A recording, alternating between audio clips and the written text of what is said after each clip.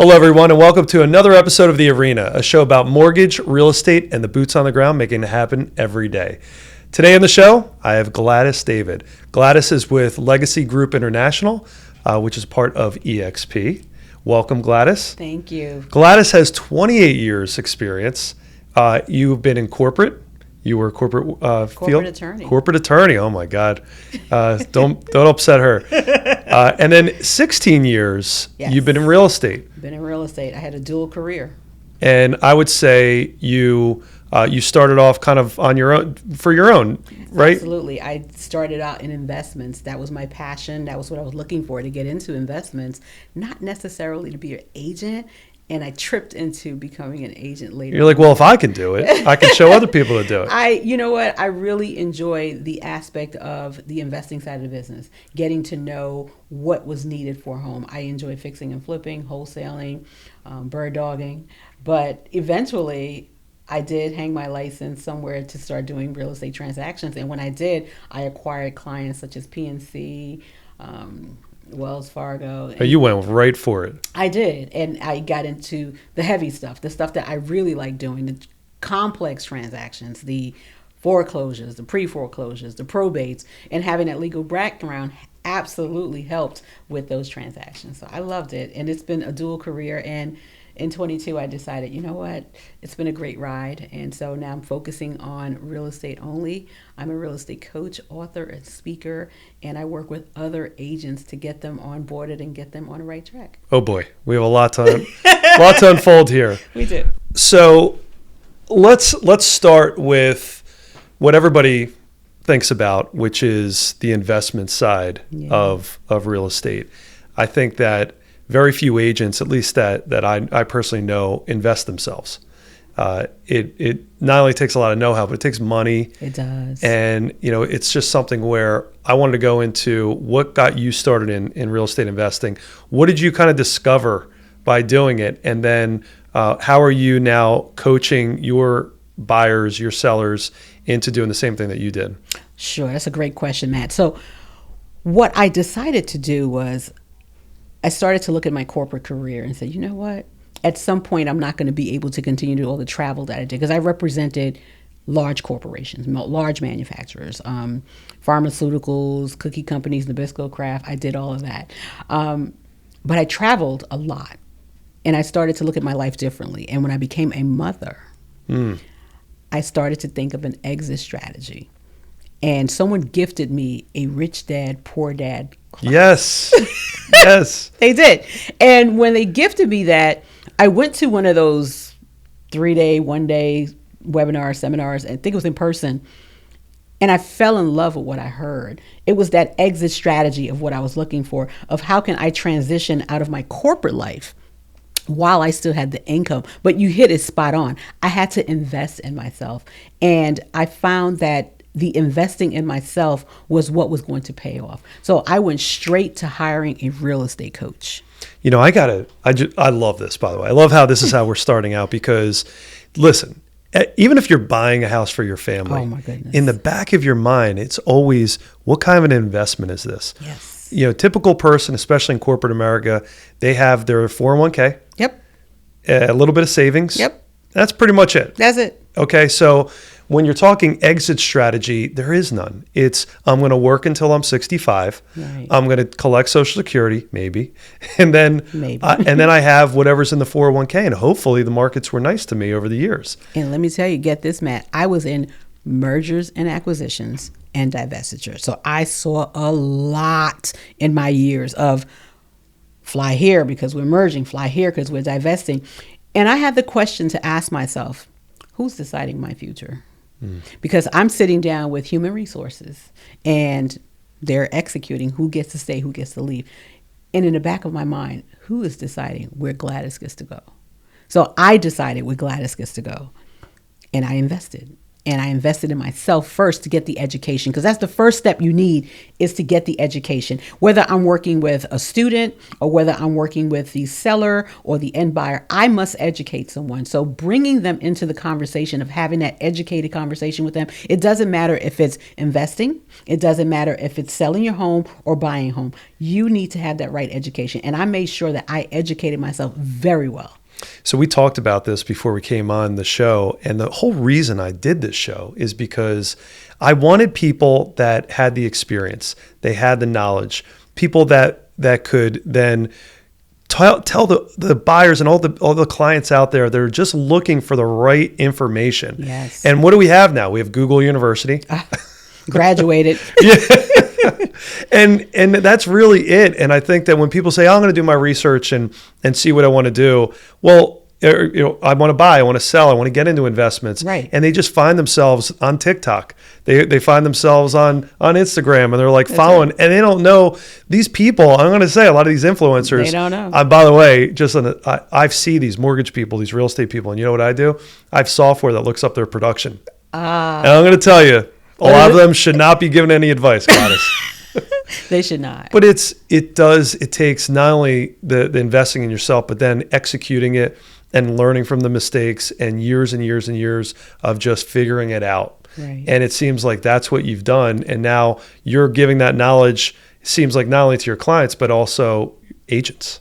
Agents as well. So with Legacy Group International, it's actually brokered by EXP. What I love about the group is it's a lot of seasoned agents. And although I am brand new to that group, I'm not brand new to coaching. Right. And being able to have the conversation with newer agents, seasoned agents, agents that think they want to get into real estate is so important for us to have that candid conversation. The first thing I ask them is, what's your goal? The second thing I ask them, who do you represent? You will be surprised, Matt. So many agents I talk to don't know who they represent. I know exactly who my avatar is. I know exactly who I represent. You have to build up, because there's many agents out here, right? Many agents, but you can't represent everyone. You have to know who your client is. And I happen to know who. I work with that middle-aged couple who is moving out of their home. Either they've retired and they have a plan. And I sit down and I give you what I call a strategic marketing consultation to decide whether we're good for each other. And that's what I want agents to understand. Who do they work for? Who do you represent? Who's the hero of the story?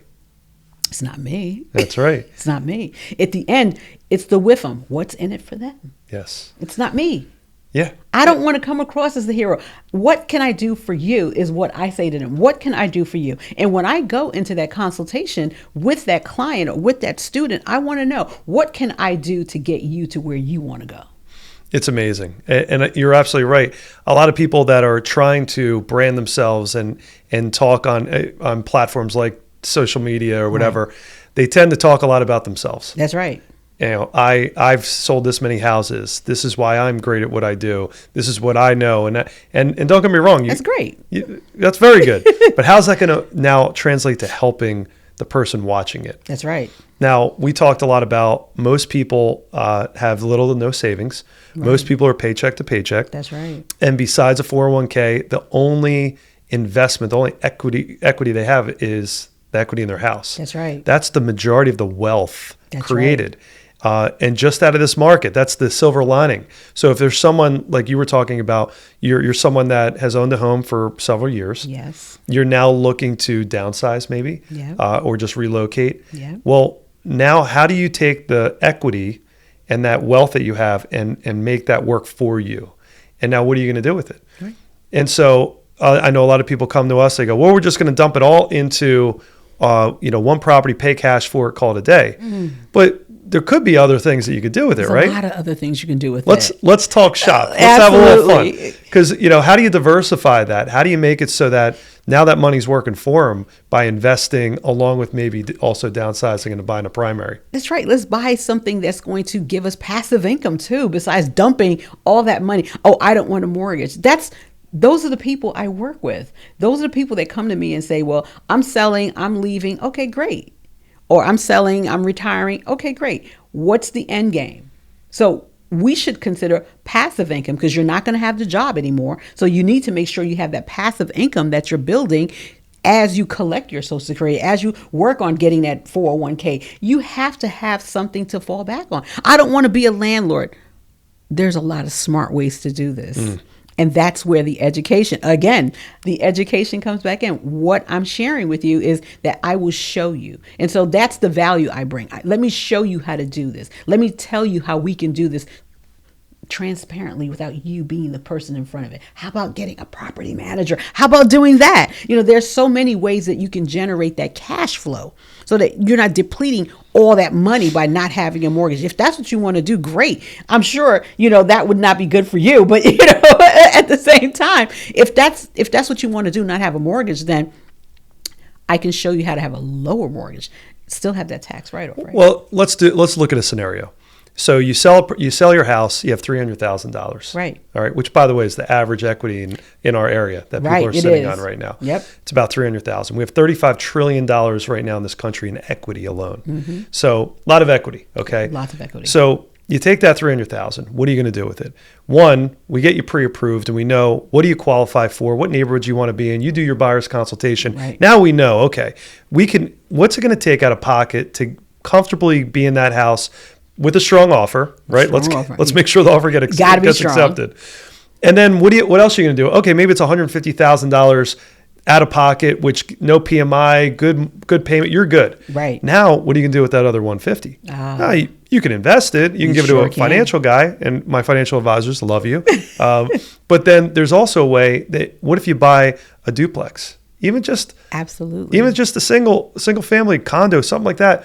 And now that's netting you $500 a month, $1,000 a month. Exactly. Maybe more depending on the property. In an area that's emerging, in an area where there's a reason why people are renting versus, right here where we are located, right? It can be a college area. I advise people, let's look into those areas let's look into an area where there's a lot of business travel, so that way we can Airbnb it. Recently, I worked with a client in Virginia who is now came to me for a consultation and said, "No, I just want to buy a house." No. Let's see what we're going to do, because she's a traveling speech pathologist. She travels. She stays 2 to 3 years everywhere she goes. And I don't want to buy because I said, no. So let's buy a duplex. Why? I don't want to be a land. So listen, we'll Airbnb one side and you'll live on the other side, and you'll become a super host and no one would even know that you're the one living next door. She says, can I do that? Darn right you can. All day. And I think that you don't know what you don't know. That's right. How is it that I'm a landlord? Well, I obviously had to learn it. That's right. You have to learn it. And was it tough? Yeah. But now, if you want to learn it and kind of lessen your learning curve, you work with someone like you. Work with someone like me, absolutely, because that was the key to my success. The coach was the key to my success. That was the cheat code, right? Got the coach. Love that. Gave it to me straight. Didn't have to make the mistakes that he might have made, right? Because I was still working a full-time job. So I had no time for mistakes. And I had a young son. So I had a lot on my plate, Matt. I really did. But my coach cut my work in half. And so that's what I do. I will cut their work in half and say, okay, if you want to work with how many buyers, so we build your business plan. Yeah.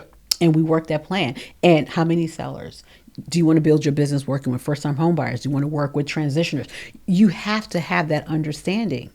Do you want to do commercial real estate? Do you want to sell land? I mean, there's so much to it that after the consultation, they either decide they want to do this business or they don't. But it's still a good roadmap to help you understand what is it that you want to do.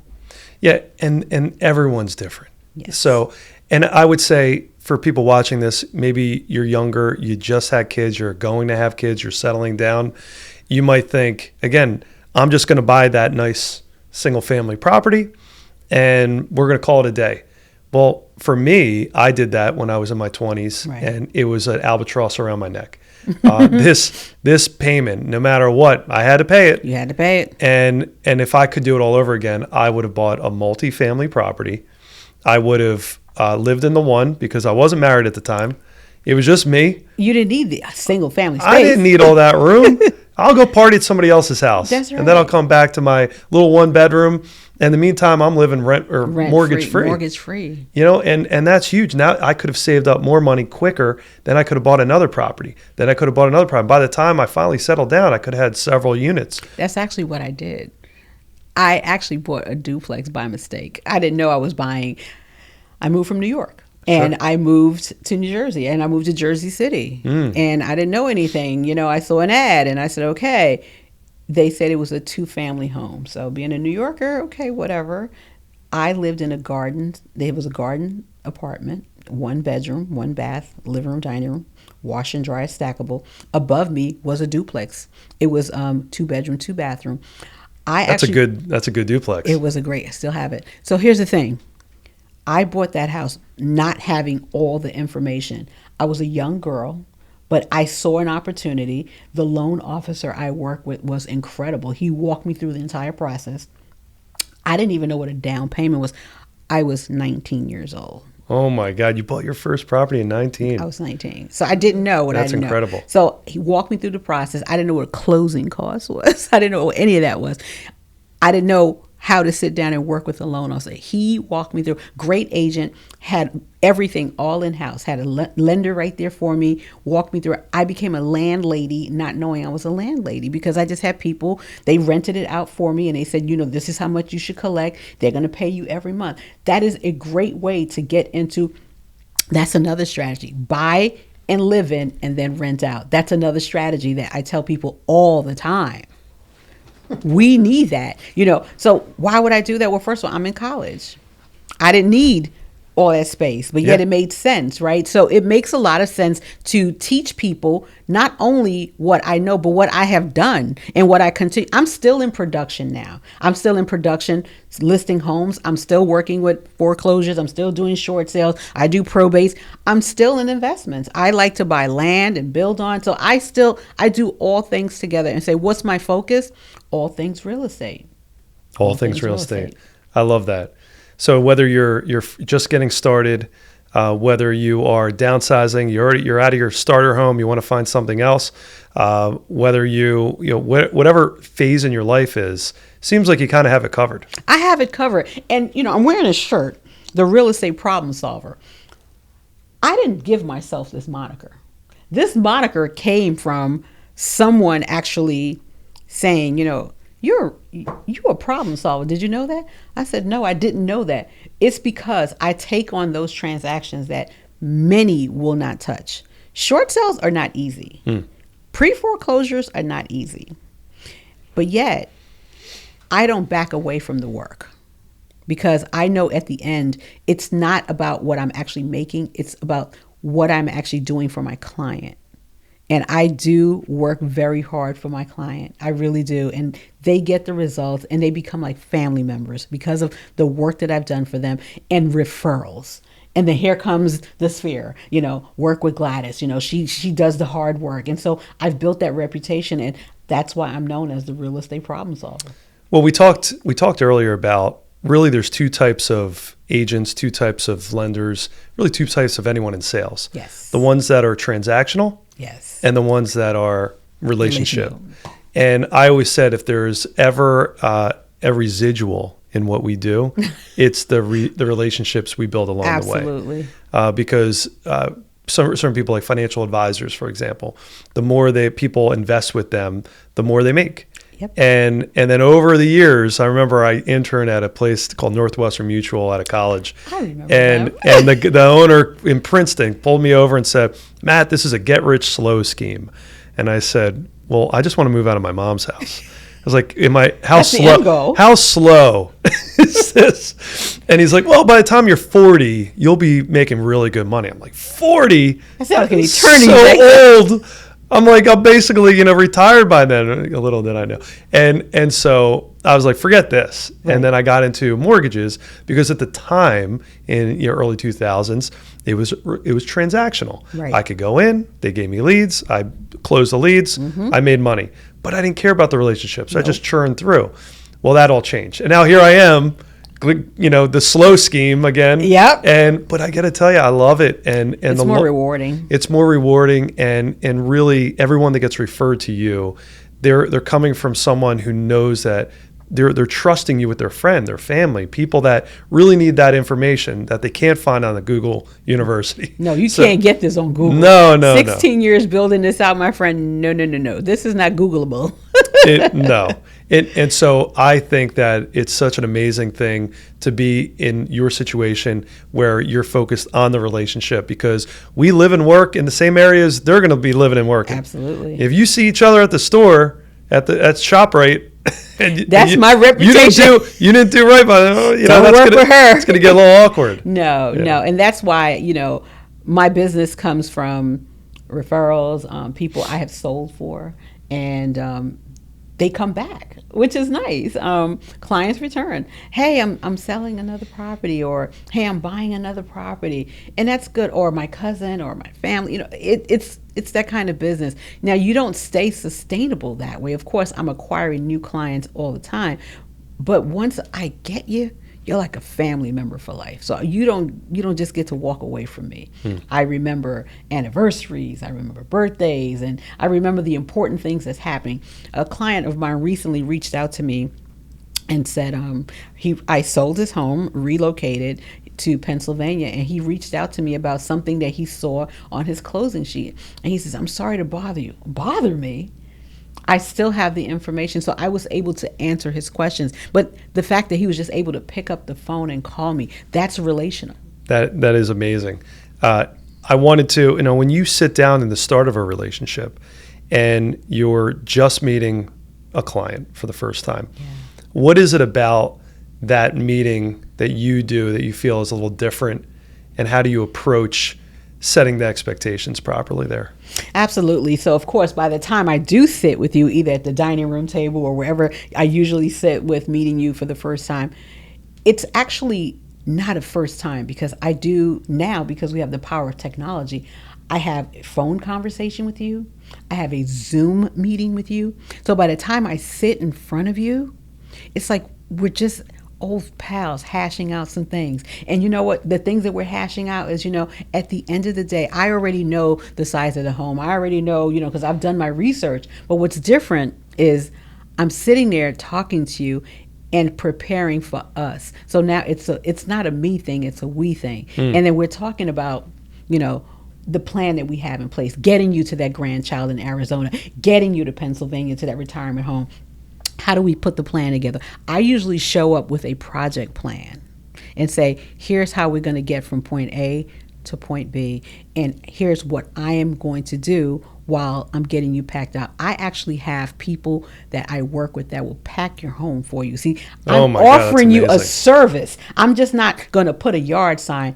This is the service that I'm providing you, and I'm actually talking to you because we've already built that rapport over the phone, and now we want to talk about what you're going to net and how I'm going to net it for you based on the data, not my passion. And I don't list your house at what I say. It's what we agree on what the data says. So that's the different approach versus, here's the CMA and I've sold X number of homes. No.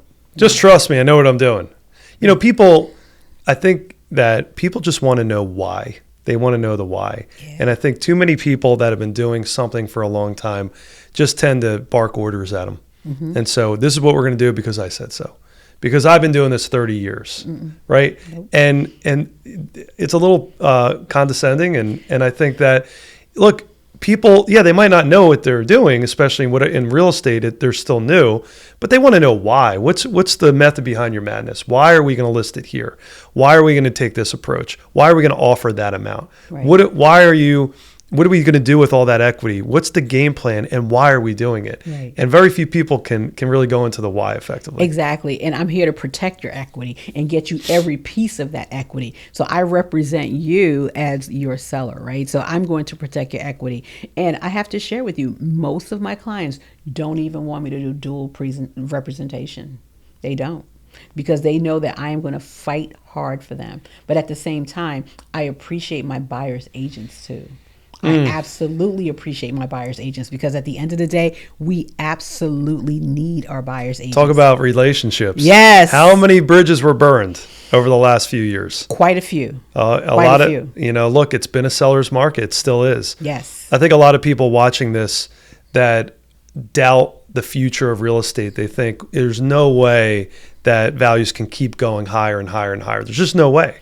I would say, well, it really just comes down to supply and demand. Right. And when you look at the data and the facts, and you take a look at historical appreciation and all the things that you do, yes. and you show them, well, then it's hard to then say, oh, yeah, well, this house is definitely going to lose 20% of its equity in the next 5 years. You can't do that. Can't.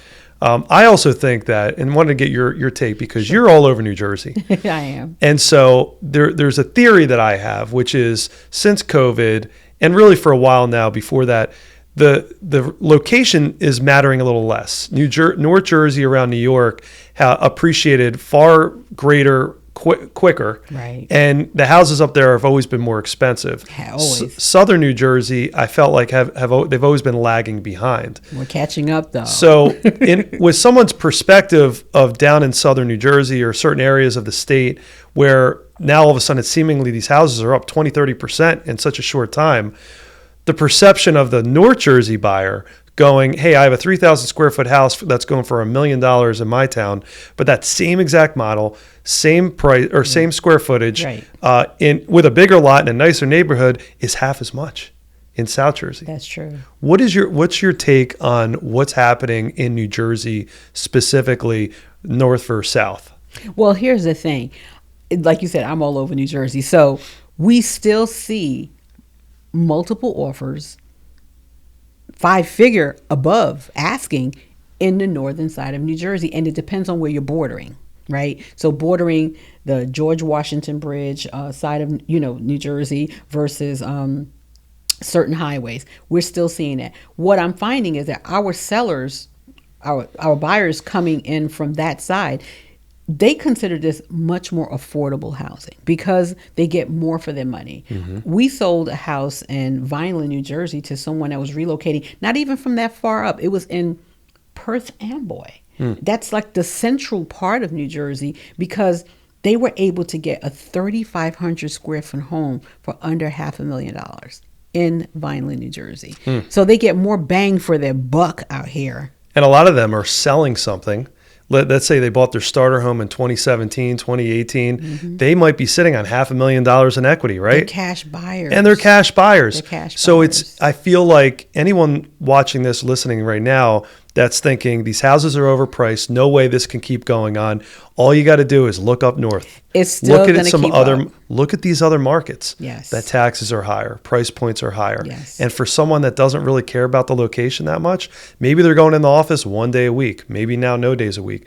They don't mind. Hey, you know what? I'm going to drive. I don't care about the drive. I'll drive 2 hours one day a week. And now I'm getting a 3,500, 4,000 square foot house for half, if not a third of the price. Yep. In my area. Yep. So those people, and be a cash buyer, they're going to have the advantage. So let's end things here with one of your other passions and something you've been focusing on, which is coaching. Yeah. So I love real estate agents.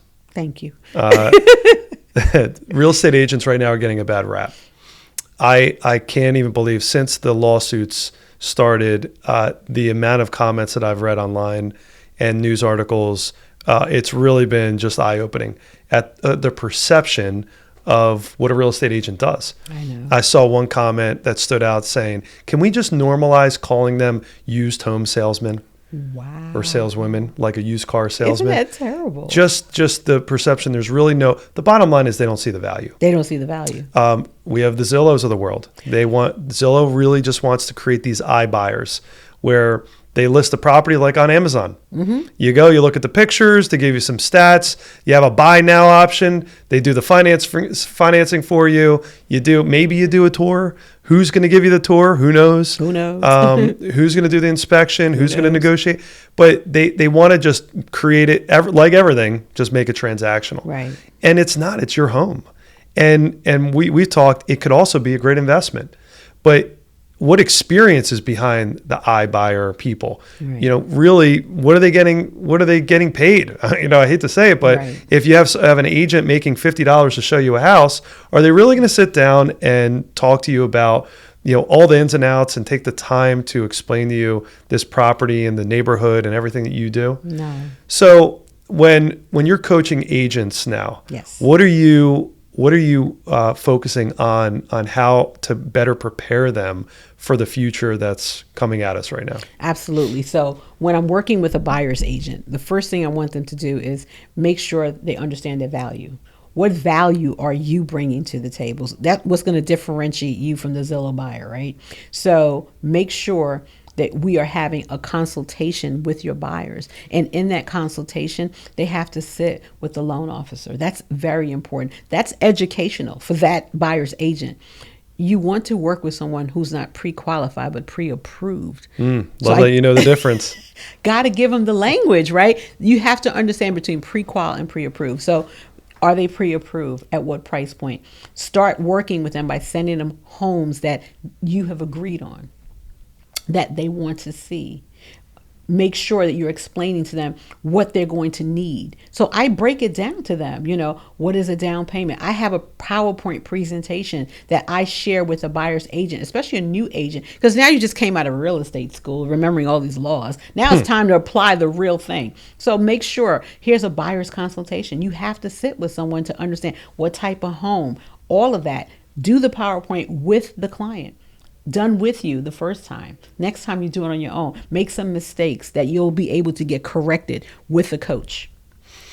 Yeah, and speaking of, if you're going to choose a coach, Yes. choose one that has some experience. Yes. They always say, if you can't do, teach. Sometimes if you can't do, you're coaching. And I'm not calling out any coaches. I love everybody. Nothing but love here. But I have seen people that are calling themselves coaches in my industry and yours. Yes. And again, I've looked up their production, and there is none, or it was very little. And I just be wary. And so if you are looking to get coached by you, yes, what is the best way to contact you? GladysDavidRealtor.com. GladysDavidRealtor.com. I love that. Yeah. So thank you so much, by the way. Thank you for having me. It's been such a great conversation. We can do this all day. I know. I know. People are like, right about now, if you're still watching this, you just won $1,000. So just message me and say, Matt, I want to take the $1,000 coupon. Exactly.